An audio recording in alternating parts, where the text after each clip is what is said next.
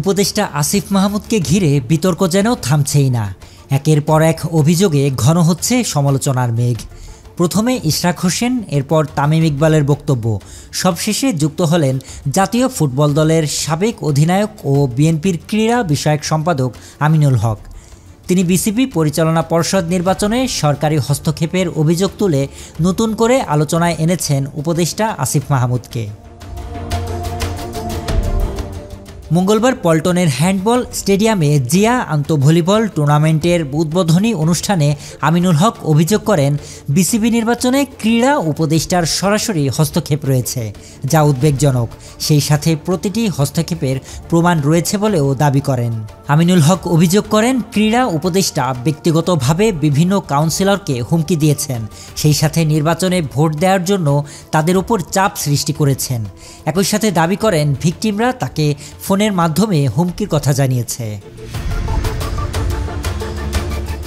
এর আগে BCB নির্বাচনটি prefix এমন অভিযোগ তুলে জাতীয় দলের সাবেক অধিনায়ক তামিম ইকবাল সহ 16 জন প্রার্থিতা প্রত্যাহার করেছিলেন। তারা নির্বাচনে সরকারের হস্তক্ষেপের অভিযোগ তুলেছিলেন প্রেস ব্রিফিংয়ে। আমিনুল হক বিসিবি নির্বাচনে আর্থিক লেনদেনের অভিযোগ তুলে বলেন, আমার কাছে তথ্য আছে যে আর্থিক লেনদেনও হয়েছে। এটি অত্যন্ত পীড়াদায়ক যে বোর্ড পরিচালকরা আর্থিক লেনদেনের মাধ্যমে নির্বাচিত হতে পারেন।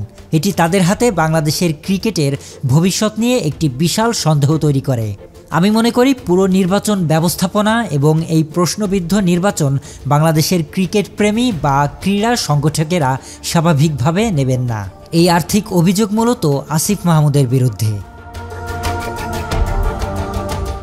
তবে ক্রীড়া উপদেষ্টা আসিফ মাহমুদ বরাবরই তার বিরুদ্ধে যে কোনো অভিযোগ অস্বীকার করে আসছেন, সেই সাথে সকল অভিযোগকে ষড়যন্ত্র বলে দাবি করছেন। S M Rahat, news desk, বাংলাদেশের খবর।